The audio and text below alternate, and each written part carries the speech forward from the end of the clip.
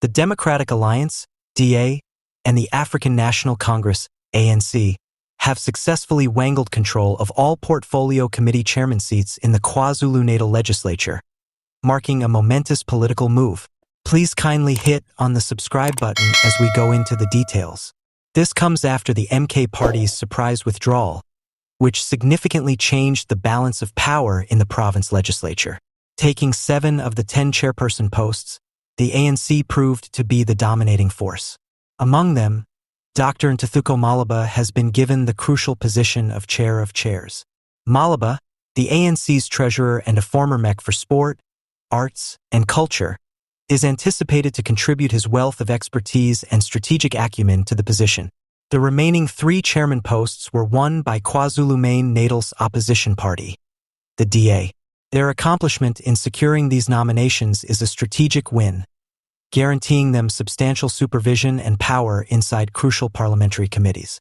In reaction to what they described as perceived marginalization in the selection process and procedural injustices, the MK party staged a walkout. Their departure essentially removed their power to choose committee chairs, allowing the ANC and DA to take the lead. The ANC is seen to have gained a tactical advantage by designating Dr. Mahlaba as chair of chairs, strengthening their influence in the legislature. Our focus will be on effective governance and ensuring that our committees are robust and deliver on their mandates, Mahlaba said. With the ANC and DA in charge of important portfolio committees, KwaZulu Natal politics are now poised for a period of intense legislative action. Onlookers will be keenly monitoring the effects of this new power arrangement on the province's governance and service delivery. Though the MK party's future moves are yet unknown, their protest suggests that the often contentious and dynamic legislative climate in KwaZulu Natal may see further political changes. Once again, the Economic Freedom Fighters, or MK Party, have threatened to block Panyaza Lesufi, the premier of Gauteng and a powerful figure in the African National Congress, from passing parliamentary budgets. This is the result of the Democratic Alliance being rejected by the province cabinet of the premier.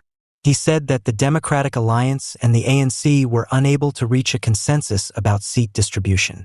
Panyaza Lesufi did not grant the Democratic Alliance any more seats. The Democratic Alliance was accused of presumption, according to the ANC heavyweight, since they refused to be intimidated by the opposition.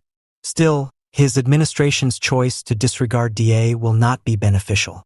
The Economic Freedom Fighters and the MK Party are essential to the ANC's ability to approve budgets in Parliament. A social critic argues that Panyaza Lesufi's dishonesty during talks is the reason for the minority provincial administration. The Democratic Alliance partnership that the ANC heavyweight formed aided in his elevation to the premiership. Nevertheless, he subsequently broke with them. Lesufi is not a trustworthy negotiator. DA votes decided his election. Afterwards, he broke the agreement. Currently, he is employed by a minority government. A social critic warned that he would find it very difficult to get budgets and legislation enacted by the legislature without making a secret agreement with the EFF and MK.